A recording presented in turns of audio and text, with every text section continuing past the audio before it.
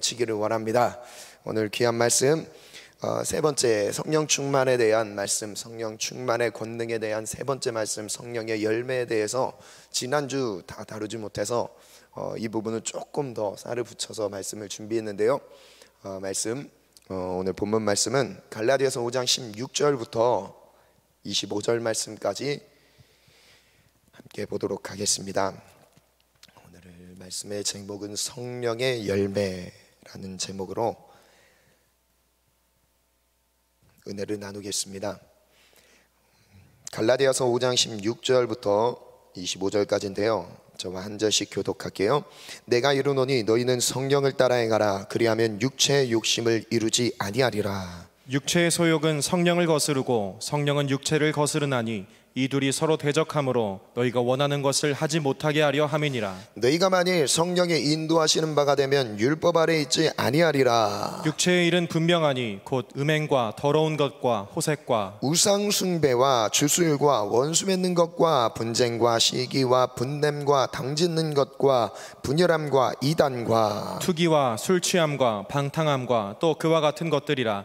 전에 너희에게 경계한 것 같이 경계하노니 이런 일을 하는 자는 하나님의 나라를 유업으로 받지 못할 것이요 오직 성령의 열매는 사랑과 희락과 화평과 오래 참음과 자비와 양선과 충성과 온유와 절제니 이 같은 것을 금지할 법이 없느니라. 그리스도 예수의 사람들은 육체와 함께 그 정욕과 탐심을 십자가에 못 박았느니라. 만일 우리가 성령으로 살면 또한 성령으로 행할지리. 오늘 본문 읽은 부분을 간단하게 정리를 하자면 16절부터 18절까지의 내용은 육체와 성령님께서 이끌어 주시는 것에 충돌되는 상황을 먼저 문제 제기를 하고 계세요. 성령님이 이끌어 주시는 것과 육체의 소욕과 부딪힌다는 거죠. 성령 하나님이 우리를 인도해 주시는 것은 육체의 소욕이 원하지 않는 경우들이 사실 더 많다는 거예요. 그래서 이 부딪히는 상황에서 육체는 기도하기 싫어해요. 근데 성령 하나님은 기도하라고 말씀하세요. 육체는 손해보고 희생하는 것을 싫어합니다. 불편하니까요. 손해보는 걸 싫어해요. 그러나 성령 하나님 뭐라고 말씀하시죠? 십자가로 걸어가라고 말씀하십니다. 십자가를 지고 따라오라고 말씀하시죠. 완전 다른 차원의 세계를 지금 우리 내면 안에서 일어나고 있는 일들이죠. 성령님이 우리 가운데서 이루고자 하시는 선한 일, 하나님의 뜻과 내 육체 가운데서 하고자 하는 그 일은 완전 정반대라는 것이에요. 그래서입니다. 그 19절부터 23절까지의 내용은 육체의 열매와 성령의 열매를 비교하고 있어요. 그래서 육체의 욕심대로 살아간 사람들에게서 나타나는 열매들을 먼저 말하고 그 육체의 일들은 분명하니 라고 말하죠. 그러면서 쭉 열거하고요. 그 다음에 성령의 인도함을 받을 때 나타나는 열매들을 소개합니다. 그럼 지금 우리가 무엇을 진단해야 되냐면 내 삶에서 맺혀지는 열매를 보면서 하나님, 내가 지금 어떤 열매로 누구를 따라가고 있습니까? 라는 것을 진단을 할 수 있어요. 물론 설교를 통해 여러분 가까이 있는 사역자를 통해서나 말씀을 들으면서 깨닫게 되면서 걸어갈 수 있겠지만요, 우리 내면을 스스로 늘 확인하셔야 돼요. 내가 지금 육체의 소욕을 따라서 육체의 열매를 지금 맺고 있는지, 아니면 정반대죠. 아니면 이 육체의 소욕을 제어하고 정복하고 다스리면서 성령의 뜻대로 내 육체를 하나님께 드리든지입니다. 근데 그것을 어떻게 알 수 있느냐? 열매를 보면 알 수 있다는 거예요. 열매를 보면. 여러분, 이 성령의 9가지 열매를 열거하셨죠? 성령의 오직이라고 말씀하십니다. 오직 성령의 열매는 사랑으로부터 절제까지 9가지 열매를 말씀하시는데, 이 열매들에 대해서 저는 이 생각을 했었어요. 어떤 사람한테는 사랑의 열매가 클 수 있고, 어떤 사람한테는 오래 참음의 열매가 클 수 있고, 어떤 사람은 양선의 열매로 나타날 수 있고, 처음에 이렇게 생각했는데요, 말씀을 자세히 보는데 하나님의 뜻이 이게 아니에요. 성령의 열매는 복합적으로 같이 일어납니다. 성령의 열매를 맺고 있는 삶은요, 사랑의 열매는 맺었는데 절제 열매가 맺히지 않았습니다가 아니에요. 여러분, 이게 하나예요. 하나. 성령님이 열매를 맺게 하신 것은요, 하나인 거예요. 같이 열매가 일어나기 시작해요. 그래서 열매가 맺혀지든지 안 맺혀지든지. 그래서 이렇게 말씀하시죠. 그 성령의 열매들을 9가지를 말씀하신 다음에 뭐라고 말씀하시죠? 절제는 이 같은 것을 금지할 법이 없다. 못 열게 이 열매를 맺지 못하도록 방해하거나 금지하는 법이 없다는 거예요. 육체의 법까지도 이기신 분이 누구냐면 성령님이신 거죠. 그래서 성령을 따라가다 보니까 이 내면 안에서 일어나는 열매들 우리 안에 맺히게 하시죠. 그래서 지난주에 나눴던 말씀을 다시 한번 생각해 보면서, 성령 충만이 무엇이냐? 사람이 있습니다. 이 성령 충만은요, 처음에 외적 충만을 다뤘습니다. 이 외적 충만이라는 것은요, 사역적인 측면에서 하나님이 기름 부어 쓰시는 거예요. 내가 준비가 되지 않았어도 하나님이 이 일을 행하고자 하시는 마음을 딱 가졌을 때 일을 충분히 행하실 수 있는 거예요. 겉으로 하나님의 능력이 이 사람을 막 덮고 있는 거죠. 분명히 하나님의 쓰임을 받았습니다. 하나님께 쓰셨어요. 누구처럼요? 삼손처럼요. 누구처럼요? 사울처럼요. 하나님의 능력이 임했어요. 그리고 하나님의 능력으로 쓰임을 받았습니다. 능력이 나타나요. 여기서는요, 이것이 성경에서 한편에서 말하고 있는 성령의 충만함을 말하고 있습니다. 그런데 예수님께서 우리에게 에베소서 5장 18절에 술 취하지 말라 이는 방탕한 것이니 오직 성령의 충만함을 받으라라고 말씀하시는 성령 충만은 외적인 충만함이 아니라고 말씀드렸습니다. 뭐 어떤 충만함이죠? 내적 충만함이에요. 여기서 말하는 건 내적 충만함입니다. 이 내적 충만함이라는 것은 무엇을 말씀드렸죠? 인격적 동행을 말씀드렸습니다. 하나님과 인격적인 관계를 통해서 충만함을 누리는 거예요. 이 사람이 있습니다. 이 내면 안에 하나님의 성령으로 충만하게 하셔서 이 충만함이 외적으로도 막 나타나는 거예요. 하나님과의, 여기서 중요한 것은 뭐라고 말씀드렸죠? 하나님과의 동행입니다. 하나님과의 동행은 능력 차원이 아니라 인격적인 거예요. 이 능력적인 것으로 하나님과 동행을 이뤘다고 말씀하시는 게 아니에요. 무엇이죠? 하나님과의 동행은 인격적인 관계예요. 하나님과의 관계 중심적인 삶인 거죠. 그래서 여기서 하나님이 맺게 하시는 이 성령의 충만함, 두 번째 사례를 말씀드렸습니다. 이 성령의 충만함을 통해서 하나님이 우리에게 하고자 하시는 일은, 여기서는 사역적으로 하나님이 하실 일을, 하나님이 하실 일, 사역을 말한다면 내적 충만함에서 이루고자 하시는 것은요, 거룩함이죠. 내 삶에 거룩한 열매들을 맺게 하시는 거예요. 나를 거룩한 삶으로 변화시키는 거예요. 그래서 여기서는요, 삶의 변화가 자동적으로 따라오게 되어 있습니다. 성령님이 내 내면 안에서 충만히 거하시도록 우리를 계속 내어드리는 거예요. 그래서 지난주에 나눴던 부분이 이 거룩한 삶, 하나님의 뜻대로 하나님이 원하시는 믿음의 삶으로 변화시키는 데 있어서 문제가 되는 것이 두 가지라고 말씀드렸죠. 그래서 그 사도 바울이 이 본문 안에서 마지막쯤에 보니까 그리스도 예수의 사람들은 정욕과 탐심을 십자가에 못 박았다라고 하는 이 정욕과 탐심, 십자가에 못 박았다. 이 정욕이 뭐라고 말씀드렸죠? 원어를 살펴봐야 된다 그랬어요. 이 정욕과 탐심이 똑같은 의미가 아니에요. 이 정욕은 감정을 말합니다. 감정, 지나친 사랑, 정에 이끌리는 사람. 사랑에 이끌리는 사람은요, 정에 이끌리는 사람은 십자가의 길을 따를 수 없습니다. 십자가를 지질 못해요. 정 때문에 못 져요. 손해보는 것 때문에 못 져요. 여러분, 강압적인 문제가 아닙니다. 뭐예요? 정인 거예요. 정. 이게 첫 번째 문제. 이게 어디서 나타난다고요? 우리의 육체 가운데서 나타납니다. 이 육체 안에서 정욕과 탐심, 이 탐심은 욕심이라고 말씀드렸습니다. 육체 안에서 일어나는 이 욕심들, 정욕과 탐심. 하나님은 목숨을 걸고 주를 따르라 말씀하시는데, 모든 걸 버리고 주를 따르라 말씀하시는데, 저자와 환경과 많은 고려해야 될 것들이 너무나 많은 거예요. 따르지 못하는 사람들, 정이 있으면 못 따라갑니다. 여러분, 그래서 지혜는 냉정한 거라 말씀드렸어요. 지혜는 냉정한 거예요. 정에 끌리지 않아요. 뭐에 끌려요? 우리는 정에 끌리는 사람들이 아니라 하나님의 진리의 말씀에 끌리는 사람들이, 진리를 따라 살아가는 사람들인 거예요.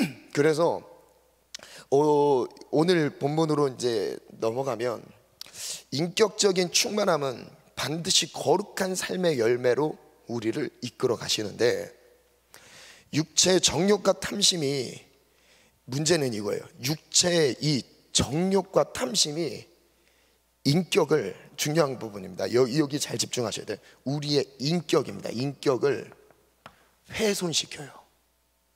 내가 갖고 있는 인격, 그리고 또 다른 단어로 가져온다면 성품, 인격과 성품을 훼손시킵니다. 하나님, 제일 중요한 거는 하나님의 마음이에요. 하나님의 마음. 내가 하나님의 마음으로 하나님의 뜻을 행하는 거예요. 하나님의 마음으로 예배를 드리는 거예요. 하나님이 주시는 마음으로 섬기고 봉사하는 겁니다. 하나님의 마음으로 기도하는 거예요. 여러분, 우리가 신앙생활 하더라도 이 하나님이 주시는 인격, 하나님이 주신 마음, 이것이 훼손된 상태에서, 망가진 상태에서 얼마든지 종교적인 행위를 할 수 있습니다. 신앙생활을 하고 있는데 주변의 사람들이 너 좀 삶을 바꾸라고 만약에 지적을 한다면요, 여러분 이거 다시 점검해 보셔야 되는 거예요. 여러분, 지금 이 시대에 정말 능력은 어디 있냐면, 삶을, 하나님이 나의 삶을 통해서 하나님 예수 그리스도의 모습을 드러내는 것에 나타나 있어요. 그래서 기준은 어디 있어요? 이 거룩한 삶으로의 변화의 기준은 어디에 두고 계시냐면요, 예수님에게 두고 있어요.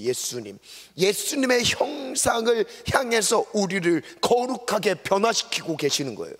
여러분, 이것이 바로 무엇이냐면요, 성령의 충만함이 바로 이것입니다.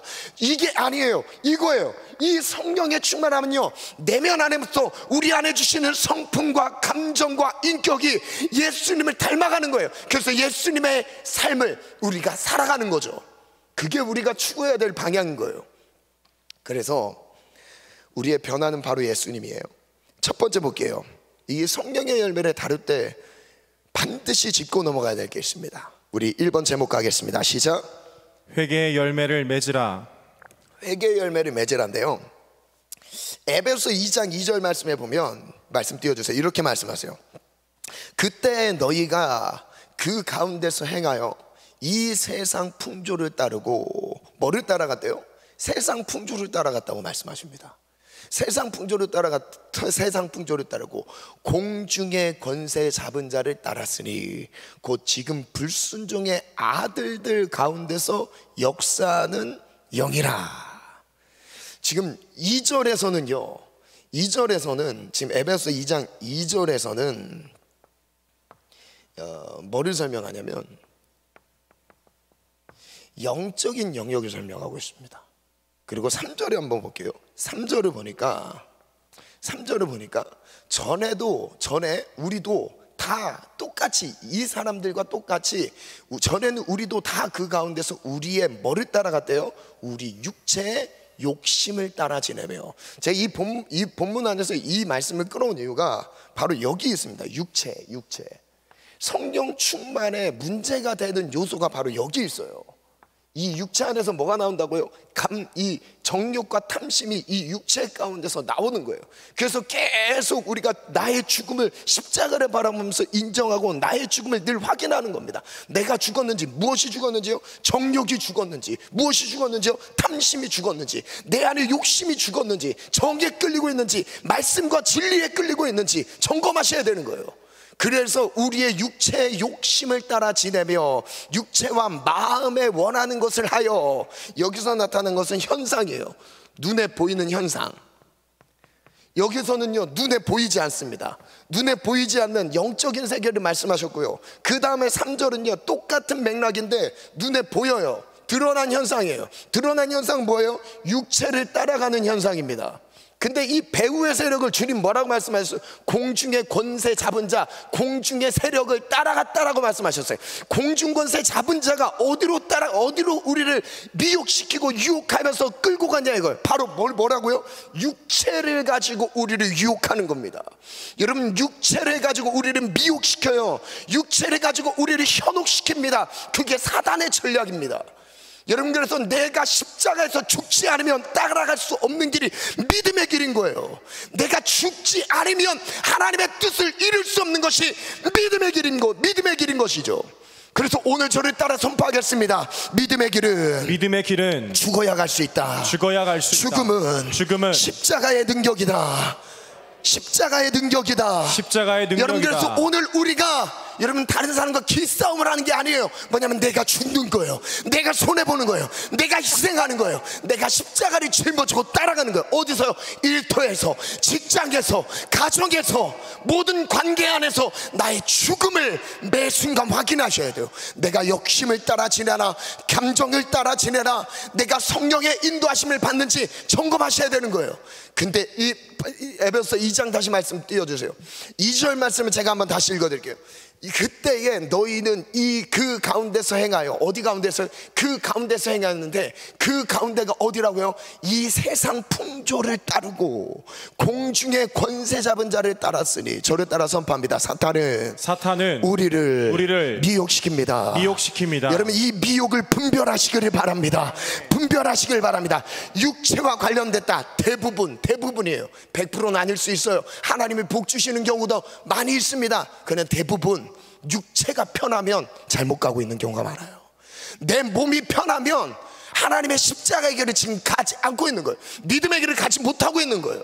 여러분, 왜냐하면 우리를 주님이 인도하시는 길은 좁은 길이라고 말씀하셨어요. 넓은 길이 아니에요. 넓은 길은 많은 사람들이 찾아간다고 말씀하시죠. 그런데 주님 뭐라고 말씀해요? 너희를 이끌어가는 길, 너희들에게 제시한 길은 좁은 길이에요. 그 좁은 길은 예전에 제가 이 말씀을 원문으로 한번 풀어서 말씀 전한 적이 기억나요. 좁고 협착하여, 좁은 정도가 아니라 가면, 협착하다는 말은 고통을 당하네, 짓눌리다라는 뜻입니다. 좁은 길을 가면요, 너무 좁아서 보이지도 않습니다. 너무 좁아서 가면 고통을 당해요. 이 길을 주님이 우리에게 이끌어 가시길 원하시는 거예요. 그게 어디예요? 십자가예요. 십자가. 2절 다시 한번 띄워주세요. 공중의 권세 잡은 자를 따라갔으니. 지금 곧 불순종의 아들들 가운데서 역사하는요. 여러분, 말씀에 순종하지 않는 내 삶은요, 결국 그 배후의 세력은 누구라고 말씀하고 계신 거예요? 사단, 마귀라고 말씀하고 계신 겁니다. 여러분, 내가 하기 싫어서 안 하는 게 아닙니다. 여러분, 분별하셔야 돼요. 여러분, 내가 하나님의 말씀을 지키기 싫어서 안 하는 게 아니라 그 배후에 누가 있대요? 사단, 마귀, 악한 영들이요. 순종하지 못하도록 불순종의 영, 그 가운데서 역사하는 영이라고 말씀하시는 거예요. 그 역사하는 영이 무엇으로요? 실제 3절 다시 한번 띄워주세요. 3절에 전에는 우리도, 즉 우리가 예수를 믿기 전에, 예수님을 알기 전에, 십자가를 체험하기 전에, 성령의 충만함을 얻기 전에 우리도 다 같이 그 가운데서 행했대요. 다 그 가운데서 행했대요. 여러분, 이건 피할 수 없는 거예요. 이 사단의 영향력, 이 마귀의 영향력은요, 공중의 권세를 잡은 자라고 하잖아요. 공중의 권세를 잡은 자, 공중의 권세, 하나님과 나 사이에 끊어놓는 자예요. 하나님과 소통하지 못하도록 중간에 이간질시키는 자. 여러분, 이 회방자 사탄의 역할에 의해서, 사탄의 영향에 의해서 하나님께 나아가지 못하는 우리의 모습이 혹시 있다면 오늘 이것을 해결하시기를 축원합니다. 근데 다 그 가운데서 행했대요.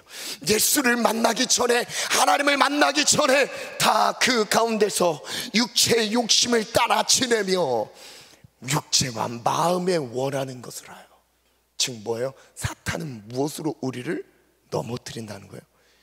육체입니다. 육체.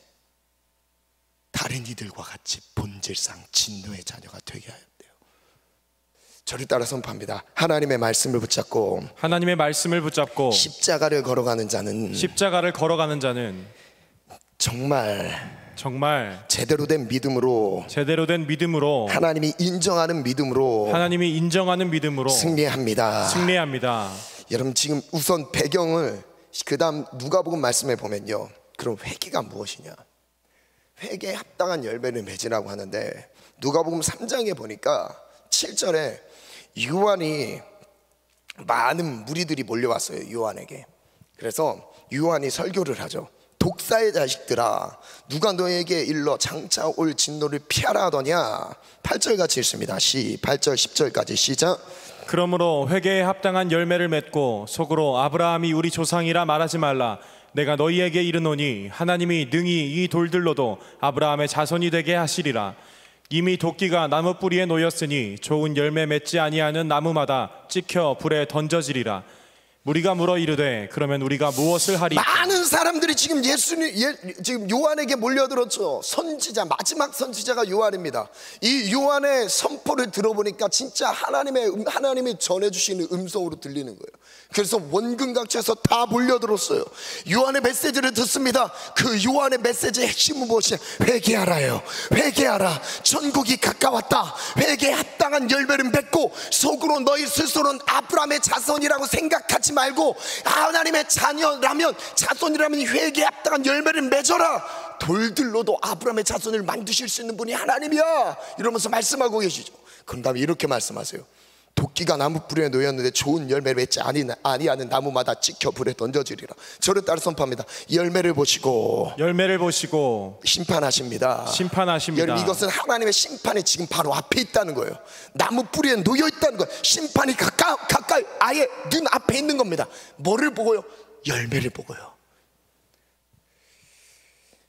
회개했다면, 돌이켰다면, 돌아섰다면 열매를 보여드려야 돼요. 여러분, 열매 보여야 돼요. 회개는 삶의 변화예요. 감정이 변해요. 감사로 바뀌어요. 기쁨으로 바뀌어요. 어떤 특정한 사람에게만 표출되는 제한된 연약함이 아니라 내 존재 자체가 바뀌게 돼 있어요. 그게 바로 무엇이냐면 회개입니다. 여러분, 그 회개의 삶으로 주님이 말씀하고 계신 거예요. 그래서 무리가 물어보죠. 우린 무엇을 해야 합니까? 회개를 하고 싶은데 뭘 해야 됩니까? 11절 대답하여 이르시되 옷 두 벌 있는 자는 옷 없는 자에게 나눠주래요. 지금 제가 삶의 변화를 찝으면서 거룩한 삶이 무엇인가라는 부분을 조금 더 자세히 나눠드릴게요. 옷 두 벌 있는 자는 없는 자에게 나눠라. 그리고 먹을 것이 있는 자도 그렇게 해라. 회개가 뭐예요? 나누는 거예요. 나누는 거. 나누는 삶.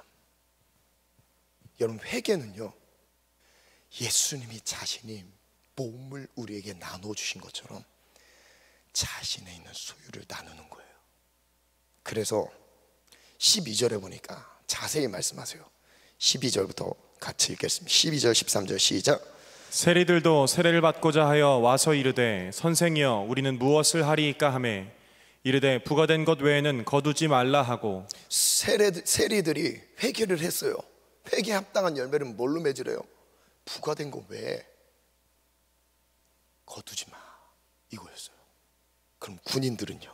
14절 군인들도 물어 이르되 우리는 무엇 합니까? 그때 말씀하시죠. 사람에게 강탈하지 말며 거짓으로 고발하지 말고 받은 급료를 족한 줄로 알라. 삶의 변화예요. 그래서 한번 띄워주시겠어요? 회개의 열매란 무엇입니까? 첫 번째는요, 이 삶의 변화를 조금 더 자세히 다루면 첫 번째가 예수님을 닮아가는 거예요. 예수님을 닮아가는 거예요. 내 삶의 내 중심이 아니라 이제 예수님이 내 삶의 주인이 되셔서 예수님이 원하는 대로 살아가는 거예요. 변화의 키는 어디에 있죠? 변화된 삶은 희생과 섬김의 자세에서 확인할 수 있습니다. 저는 이 부분을 묵상하면서 회개한 사람들의 삶의 변화는 뭘 보면 알 수 있느냐? 여러분, 얌체처럼 편한 것을 즐겨 찾는다면요, 그 사람 회개한 거 아니에요. 변화된 거 아닙니다. 무엇이냐면요, 희생과 섬김의 자리에 내가 있는지를 확인하는 거예요. 그리고 이것은 누구의 모습이에요? 예수님의 모습인 거예요. 먼저 희생하는 자리로 갑니다. 섬기는 자리가 즐거워집니다. 이게 예수님의 모습인 거죠. 우리가 예수님의 어떤 모습을 닮아야 돼요? 희생과 섬김의 모습을 닮아가는 거예요. 이게 회개한 자들인 거예요.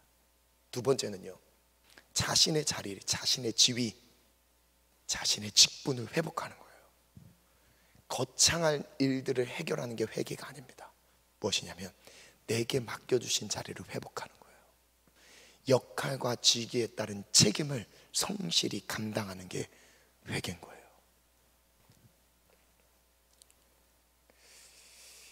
여러분, 회개는 종교적인 열심을 내라고 말하지 않습니다. 여러분, 우리가 말씀을 보고 기도하는 이유가 뭐죠? 내가 왜 말씀을 보고 기도해야 되는 거죠? 말씀 보고 기도하는 그 자체가 목적인가요? 아닙니다. 여러분, 새로운 내용을 깨닫기 위해서 새로운 말씀의 내용들을 깨닫기 시작하면요, 여러분 되게 재밌어요. 그래서 막 성경 공부도 하고 싶어지죠. 새로운 뭔가를 가르쳐 줄 수 있는 사람들이 있으면 막 좋겠다는 마음이 생깁니다. 그 마음의 욕심들이 생기죠. 그러기 위해서 말씀을 보는 건가요? 아니면 새로운 감동, 뭔가 특별한 음성을 듣기 위해 기도하는 건가요? 중요한 건 말씀을 통해 하나님의 뜻을 깨닫고요, 하나님의 뜻에서 멀어진 나를 보는 거예요. 말씀을 통해서 하나님의 뜻을 깨닫고요, 그 뜻에 따라가지 못하는 내 모습을 발견하는 게 말씀 보는 자리입니다. 뭐와 연결되어 있냐면 삶과 연결되어 있어요. 여기서 끝이 아니에요. 무엇이냐면 깨닫게 된 하나님의 뜻을 삶으로 실천으로 옮기는 것인데, 중요한 게 바로 이거죠. 여러분, 기도하지 않고 순종이 되세요? 그럼 기도 안 하셔도 됩니다. 여러분, 기도하지 않아도 하나님의 말씀에 순종할 수 있는 힘이 있으신 분들은 기도 안 하셔도 돼요. 왜? 할 필요 없죠. 왜? 하나님의 뜻에 순종하고 있는데, 하나님과 동행이 되는데 왜 기도를 하죠? 여러분, 기도 자체가 신앙적인 행위가 아닙니다. 하나님과의 동행을 위한 거예요. 우리가 하나님과 일상의 동행이 되지 않기 때문에 시간을 구별해서 구별된 시간 안에서 하나님을 집중적으로 찾는 거죠. 그 확보된 시간이 있어야 일상의 하나님과의 동행이 되는 거죠. 근데 이게 안 되다 보니까 기도합시다. 그래서 우리가 일하기 기도 운동하지 않습니까? 여러분, 만약에 일하기 기도 운동을 하지 않아도 동행이 잘 되시는 분들은 안 하셔도 돼요. 안 하셔도 됩니다. 할 필요 없어요. 근데 모르겠습니다. 저도 안 되거든요. 저도 기도 시간을 제가 확보하지 않으면 저도 안 되거든요. 기도할 필요가 없어요. 다만 하나님의 뜻을 삶으로 옮길 수 없다면 될 때까지 기도해야 합니다. 간절히 은혜를 구해야 돼요. 우리 인간은 연약해서요, 말씀 앞에 서지 않으면 하나님의 뜻을 분별할 수 없고, 기도하지 않으면 하나님의 뜻을 알아도 실천할 수 없는 게 우리예요. 우리 기도가 종교적인 카타르시스를 느끼기 위한 뭔가 그 만족한, 내 중심의 삶에서 만족하기 위한 그 기분을 느끼기 위해 기도하는 게 아니에요. 뭐가 있냐면 삶의 변화에 있습니다. 누가복음 10장에 등장하는 안타까운 사례를 한번 들어보게요.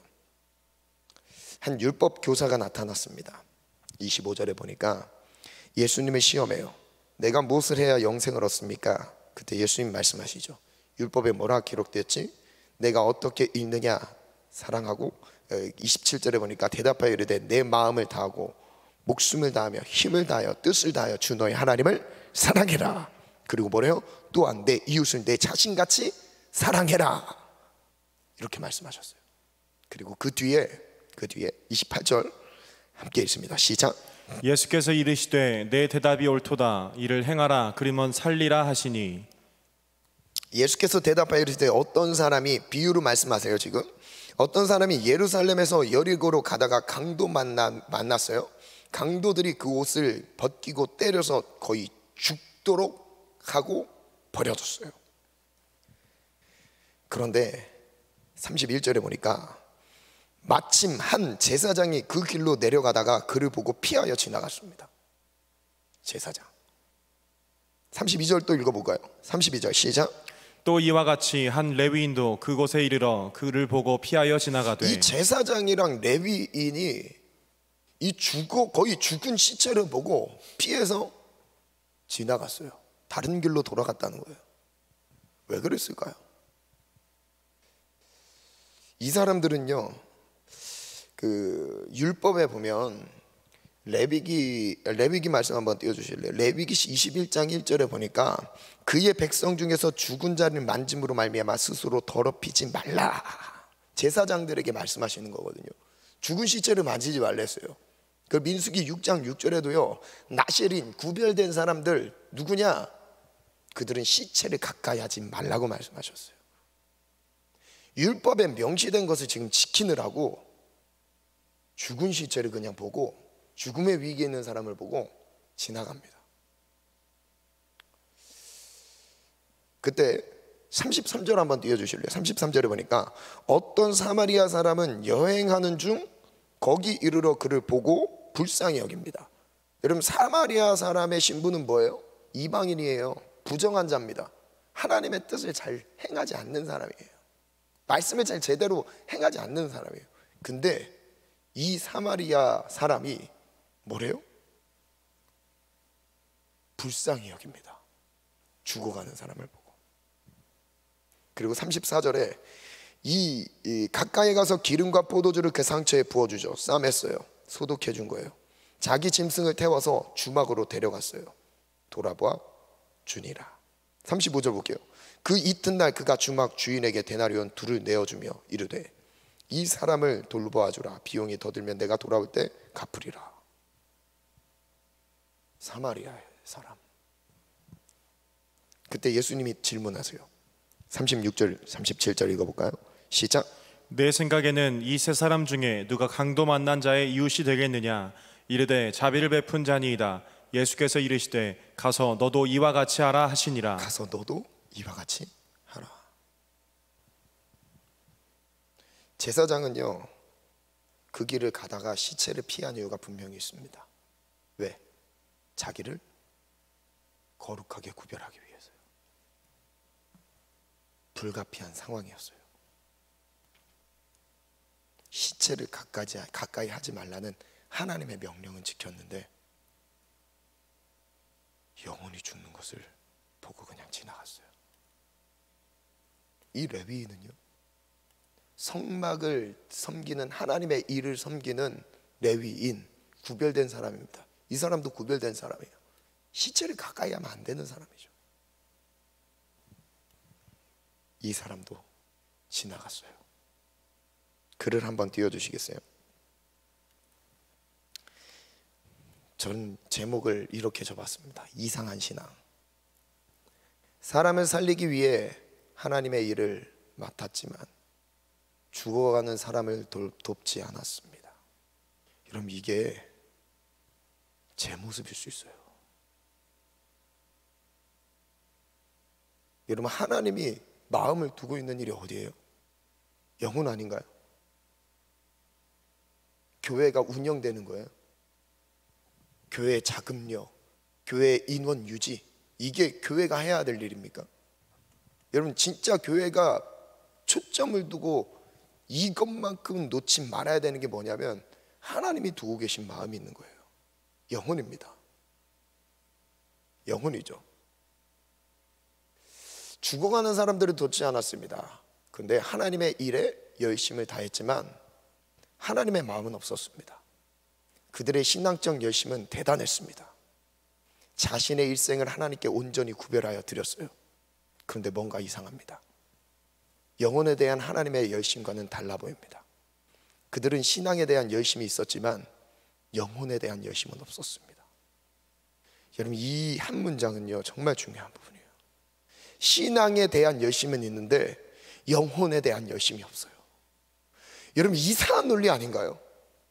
하나님에 대한 열심이 있다고 하는데, 신앙적인 열심이 있다고 하는데, 하나님이 관심을 두고 계신 영혼, 하나님이 관심을 두고 계신 그 마음, 거기에는 열심이 없어요. 이상하지 않아요? 그래서 영혼을 돌아보지 않았습니다. 영혼을 사랑하지 않았습니다. 그냥 자기 열심뿐이었습니다. 그 다음, 제가 우리의 삶 속으로 한번 끌어와서 적용을 하는 글을 한번 써봤어요. 예배 생활에선 손색이 없습니다. 말씀도 꾸준히 읽습니다. 기도도 간절해 보입니다. 그런데 삶 속에 하나님이 없습니다. 실속 없는 교회의 모습, 현대 크리스찬들의 모습, 바로 우리의 모습 아닌가요? 예배 생활은 타협 못합니다. 그런데 가정 안에서는 여기저기 충돌하고 있는 내 모습, 혹시 내 모습 아닌가요? 말씀도 꾸준히 읽어요. 근데 왜 읽어요? 새로운 거 깨달으려고 읽습니까? 하나님이 원하시는 뜻을 분별해서 순종하려고 우리가 말씀을 보고 기도하는 것인데, 삶과 전혀 다른 거예요. 삶이랑 연결되지 않아요. 이어지지 않아요. 그게 그래서 힘이 없는 교회의 모습이 되어버린 거예요. 세상이 손가락질 당한, 세상으로부터 손가락질을 당하고 있는 교회들의 모습, 그리스도인들의 모습, 혹시 나의 모습 아닌가요? 그런데 삶 속에 하나님이 없습니다. 하나님이 보이지 않습니다. 자기 신앙에 열심을 다하느라 죽어가는 영혼을 살피지 않았습니다. 헌신의 책무를 감당하느라 죽어가는 영혼을 피해갔습니다. 여러분, 저를 보여주세요. 여러분에게 맡겨주신 하나님이 만들어 가시는 사명에 준비하는 모든 과정들이 다들 있을 거예요. 여러분, 그 비전 준비하느라 죽어가는 영혼 안 보이십니까? 누구랑 똑같아요? 레위인. 누구랑 똑같아요? 하나님이 내게 맡겨주신 일 감당하느라고 지나치는 제사장들과 똑같아요.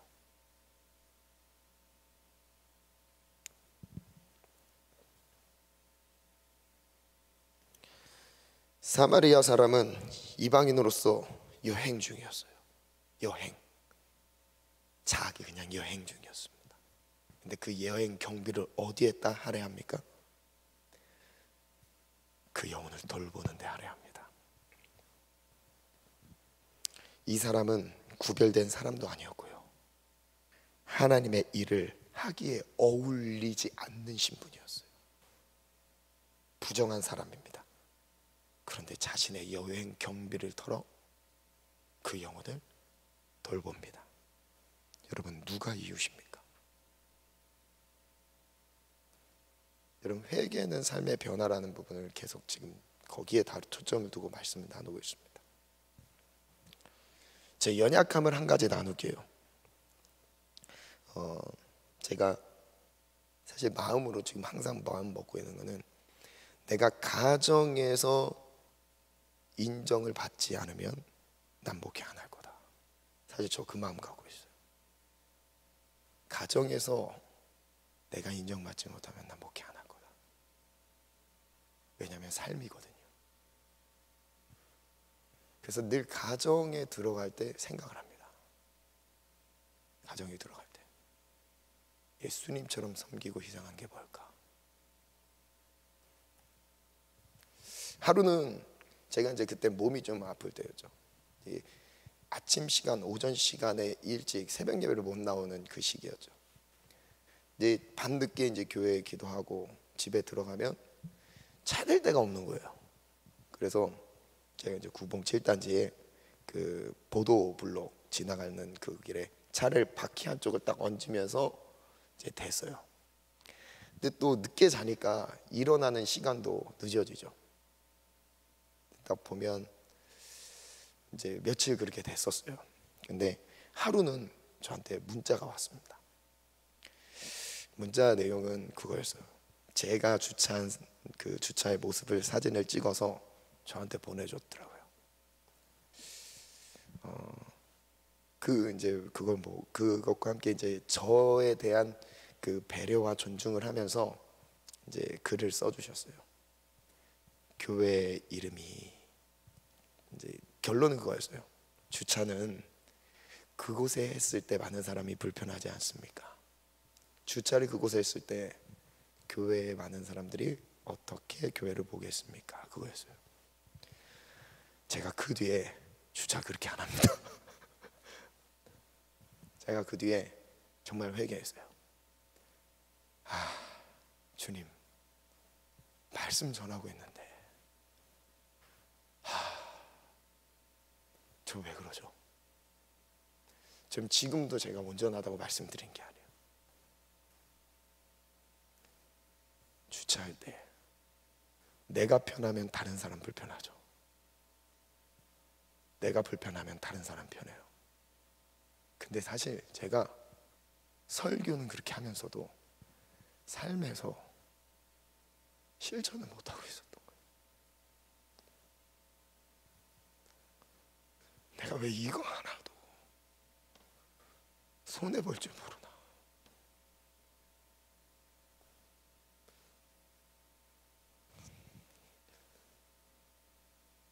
혹시 저 때문에 이게 주변에 있는 주민들에게 피해가 됐으면 주님 죄송합니다. 정말 이제 아내가 저한테 자주 얘기를 했었거든요. 그럼 저는 항상 그래서 그럼 될 데 없는데 어디다 대냐고. 와봐, 그 시간대 와봐. 주저할 데 없잖아. 차라리 걸어 다녀. 그것도 맞더라고요. 그리고 또 얼마 전에 또 어떤 한 형제가 저한테 목사님 걸어 다니세요. 어찌 주의 음성처럼 들리던지. 저도 설교를 하면서도 제 삶 자체가 받쳐주지 않는 모습들. 저도 많이 답답해요. 그러면 어쩌면 우리의 모습 아닐까요? 주님을 향한 열심은 있는데 직장에서, 가정에서 손해보기 싫어하는 내 모습. 그래서 실천상으로 이제 한 가지 뭐 아내는 어떻게 생각할지 모르겠는데 전 나름 이제 노력하는 게 한 가지 있습니다. 뭐냐면 교회는 사역대로는 사역은 하지만 가정에 딱 들어가면 항상 뭐 제가 쉴 수도 있죠. 제가 편하면 누가 힘들어요? 아내가 힘들어요. 제가 할 수 있는 게 뭐가 있을까? 근데 아내의 마음에 못 미칠 수 있긴 하겠죠. 예수님이라면 어떻게 희생했을까? 삶이에요, 삶. 가서 설거지도 하고 빨래 있으면 빨래도 돌리고. 근데 그게 얼마나 한다고 도움이 되겠어요? 가봤자 늦은 시간에 가는데, 그리고 새벽에 일찍 나오고 얼마나 제가 하면 얼만큼 돕겠습니까? 집에서 나가는 길에 항상 아기를 안고 나갈 아내를 딱 생각해보면 혼자의 몸이 아닐 텐데, 그럼 음식 쓰레기라도 갖고 내려가자. 분리수거라도 갖고 내려가자. 작은 거예요, 작은 거. 삶에서 예수님 어떻게 섬기셨을까? 예수님은 어떻게 희생하셨을까? 내가 편하려고 하면요, 십자가의 길, 가정, 여러분 일터에서요, 심부름하는 자리, 일터에서 수고하는 자리, 삶에서 예수 그리스도께서 살아가신 삶으로 보여지는 거예요. 그게 바로 무엇이냐면 회개에 합당한 열매인 거예요. 그 회개의 열매는 어디서부터 나타나느냐? 예수님을 닮아가려고 하는 마음, 그 닮아가려고 하는 중심에 바로 희생과 섬김의 정신을 갖고 있는 거예요. 여러분, 부모님을 섬기셔야 돼요. 부모님을. 교회에서 기도는 열심히 하는데, 교회를 열심히 하는데 가정에서 부모님을 안 섬긴다. 가정에서 수고하는 일이 나는 없다. 이러면 잘못된 신앙입니다. 뭔가 결핍되어 있어요. 불균형이에요. 그래서 부모님께 인정받으셔요. 부모님이 너의 모습 보니까 예수님 모습을 보는 것 같아. 너의 모습을 보니까 내가 교회 가고 싶은 마음이 생겨. 내가 너의 모습을 보니까 예수님, 하나님이 살아계신 것 같아. 이 고백들이 내가 주장하는 게 아니라 주변에 함께하는 사람들이 나를 보면서 그 고백을 하실 수 있다. 여러분, 그게 능력입니다. 능력. 예수님은 하늘의 영광을 버리셨습니다. 누릴 수 있는 모든 것을 버리셨어요. 그리고 이 땅에 오셨습니다. 그리고 죽도록 섬기셨어요. 죽도록 섬기셨습니다. 그리고 그 섬김의 마지막 결정체가 십자가였어요. 십자가에 매달리면서 다 이루었대요. 그래서 예수님을 믿고 예수님을 따라가는 사람들은 이제 예수님과 함께 살아가는 거예요.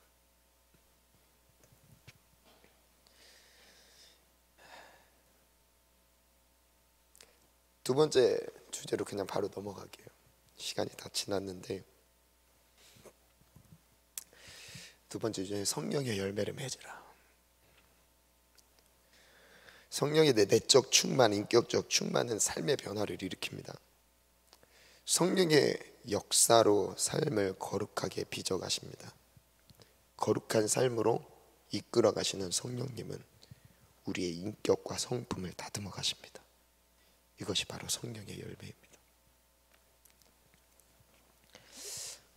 시간이 많이 지났는데 반주 준비해 주세요.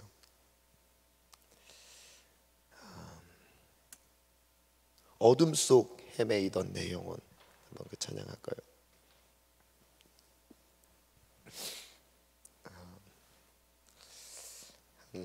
그래도 3분의 1 정도 나눌 말씀이 좀 있긴 한데 시간이 좀 늦어서 말씀을 여기서 마무리할게요.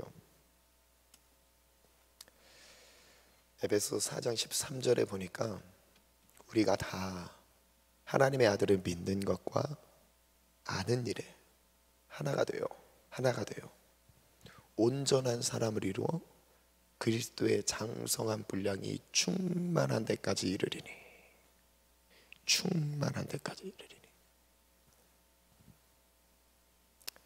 그리고 이렇게 말씀하세요. 우리가 성장해야 되는 분명한 모델을 우리에게 제시해 주셨습니다. 그분이 누구냐면 예수님이에요. 예수님.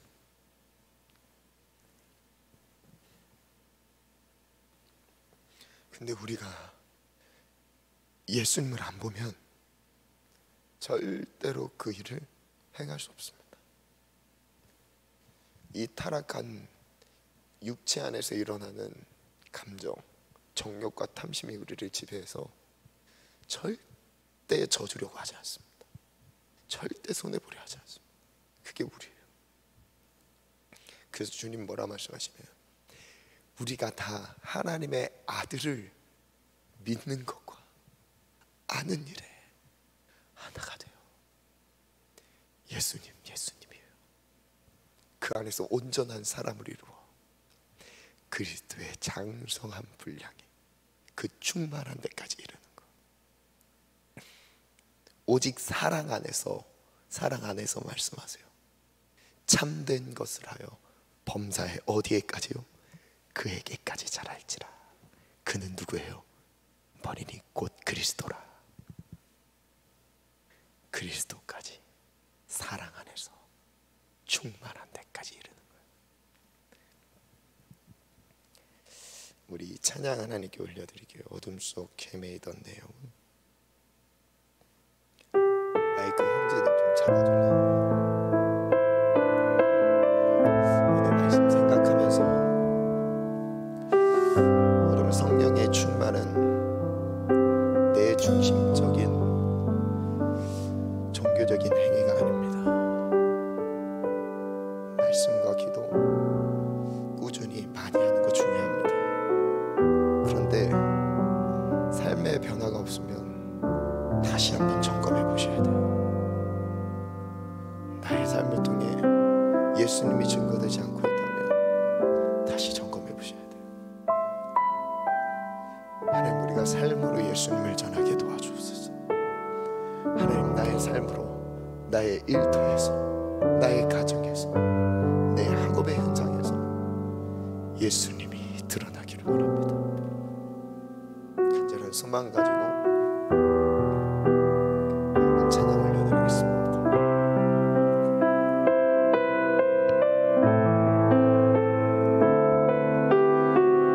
어둠 속 헤매이던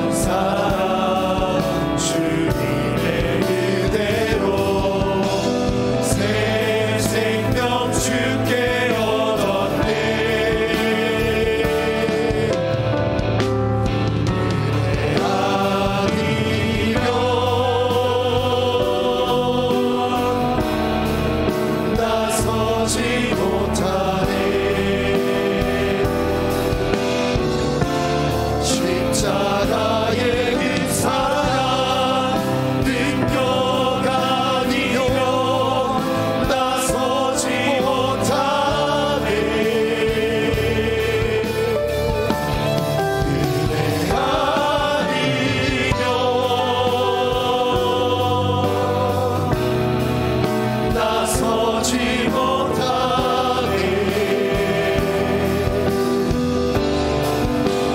놀라운 사랑 그대 아니면 나서지 못하게. 나의 노력과 2절입니다. 나의 노력과 의지하니 오직 주님의 그 뜻 안에서 의로운 자라 내게 말씀하셨네. 완전한 그대로 오직 그대로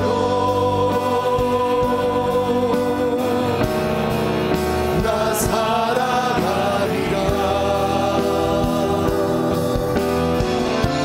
십자가의 그 사랑 주의 능력으로 나를 소리라. 주의 은혜로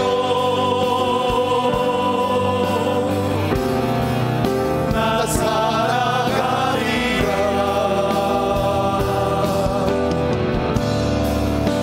십자가 사랑 그 능력으로 나 살아가리라. 은혜 아니면 나서지 못하네.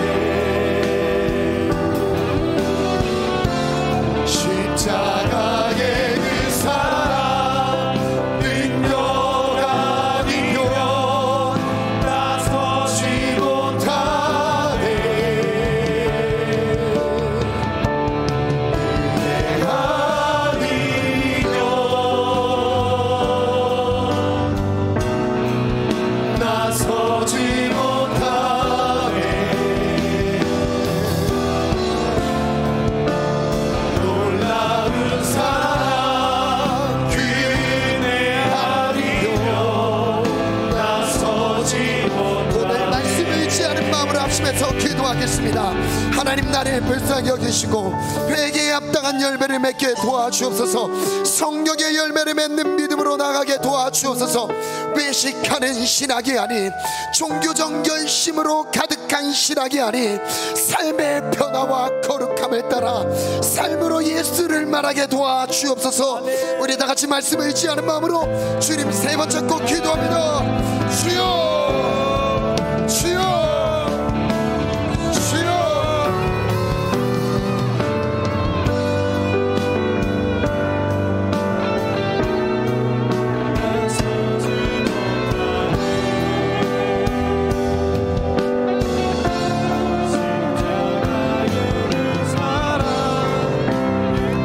하나님 외식하는 바리새인과 서기관이 바로 나의 모습임을 고백합니다. 하나님 종교적인 열심으로 주의 일을 하고 있지만 하나님 내 삶을 통해 사마리아 여인처럼 사마리아 사람처럼 하나님 죽어가는 영혼을 돌보지 못했음에 내 마음을 회개합니다. 하나님 나를 불쌍히 여겨주시고 하나님 삶과 신앙이 다른 것이 아니 하나님 내 믿음의 삶으로 예수를 말하게 도와주옵소서. 주님 내 삶을 하나님의 거룩함으로 채워주시기를 원합니다.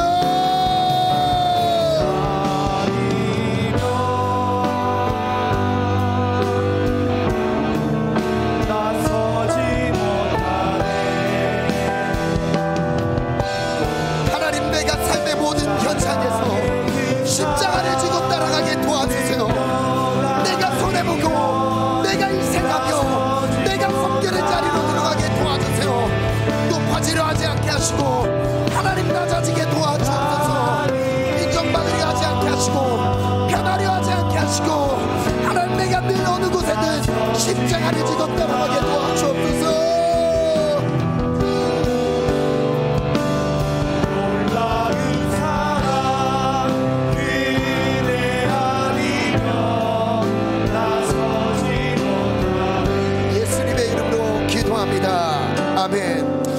말씀의 핵심 정리 믿음으로 선포합니다.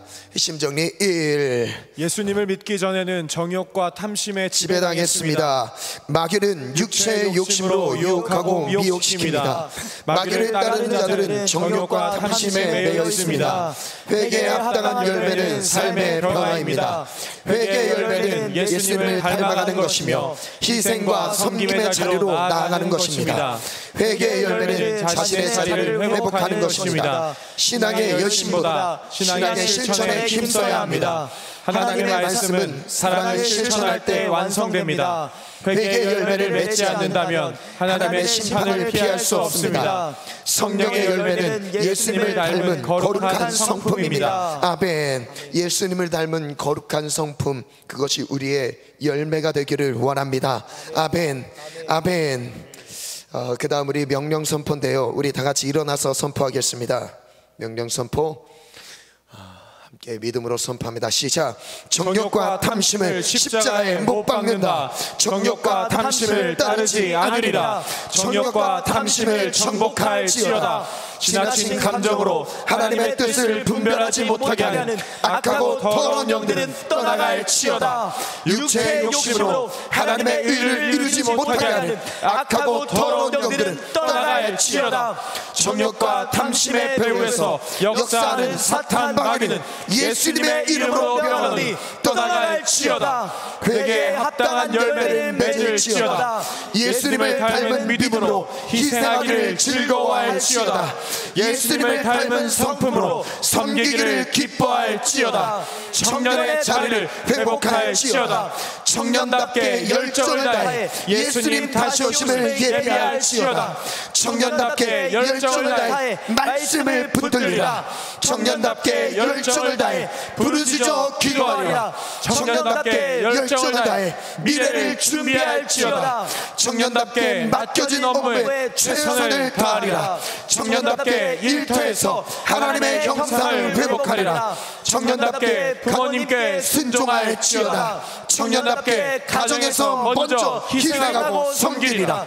청년답게 나라와 민족을 가슴에 품고 기도하리라. 모든 두려움과 부정적인 생각 소멸될지어다. 참다운 믿음으로 하나님의 사랑을 실천하리라.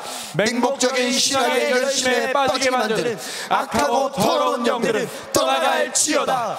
영혼을 사랑하지 못하게 만드는 게으름은 떠나갈지어다. 하나님의 심판을 두려워하리라. 사랑 없는 외식하는 신앙생활은 떠나갈지어다. 성령의 열매를 영혼 사랑으로 맺으리라. 예수님 닮은 거룩한 성품으로 빚어지리라. 오 주여, 사랑, 희랑, 화평, 오래 참음, 자비, 양선, 충성, 온유, 절제의 열매를 맺게 하소서. 성령으로 살고 성령으로 행하게 하소서. 아멘. 두 가지 기도 제목을 드립니다. 이 시간 말씀을 의지하는 마음으로 1번, 회개에 합당한 열매를 맺기를 원합니다. 예수님의 성품으로 살아가게 하소서. 내게 허락된 삶의 자리에서 희생과 섬김으로 살아가겠습니다. 여러분, 희생하는 사람, 섬기는 사람, 먼저 낮아지는 사람, 여러분 이 사람이 하나님의 형상을 회복하는 사람들입니다. 이 사람이 삶 속에서 예수를 증거하는 사람입니다. 하나님, 내가 이 희생과 섬김을 내 것으로 만들기를 원합니다. 예수님의 섬김을, 십자가의 섬김을, 죽기까지 섬겨주셨던 그 예수님의 섬김을 본받아 하나님, 내 삶의 모든 영역에서 손해보게 도와주옵소서. 희생하게 도와주옵소서. 섬기게 도와주세요. 낮아지게 도와주옵소서. 다음 기도 제목, 성령의 열매를 맺기 원합니다. 예수님의 마음으로 영혼을 사랑하겠습니다. 성령 안에서 예수님의 형상으로 지어지게 도와주옵소서. 영혼을 향한 사랑이 하나님 우리 내면 안에서 열매로 맺어지게 도와주옵소서.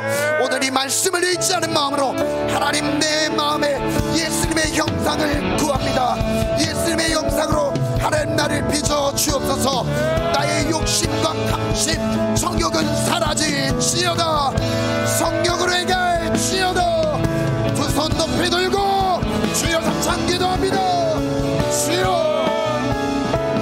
주여, 주여.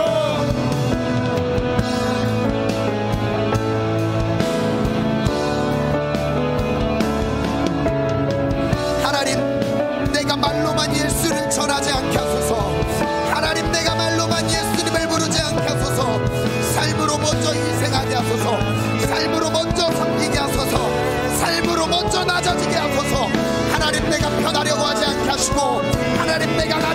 하시고 내가 고통받는 자리, 수고하는 자리를 즐거워하게 하소서.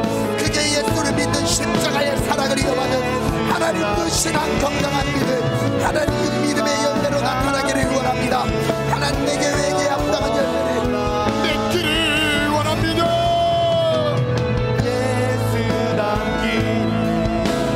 하나님 내 안에 성경의 열매를 주옵소서.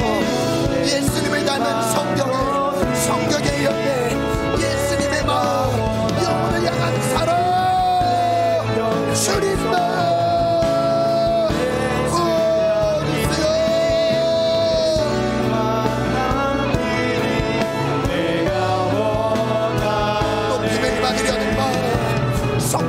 받으려는 마음, 하나님 내가 편하려는 마음이 아니 하나님 어느 곳에게 예수님과 함께 십자가를 지고 섬기기를 원합니다.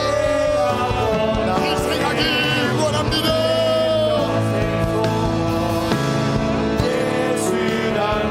삶으로 예수를 말하리라. 삶으로 예수를 말하리라. 삶으로 예수를 말하리라. 삶으로 예수를 말하리라. 삶으로 예수를 말하리라. 삶으로 예수를 말하리라. 예수를 닮아가리라. 우리가 다 하나님의 아들을 믿는 것과 아는 일의 하나가 되어 온전한 사람을 이루어 장성한 분량이 충만한 데까지 이르리니 하나님 우리가 말뿐이 아니 온몸으로 우리의 삶으로 성경의 열매를 맺게 도와주옵소서.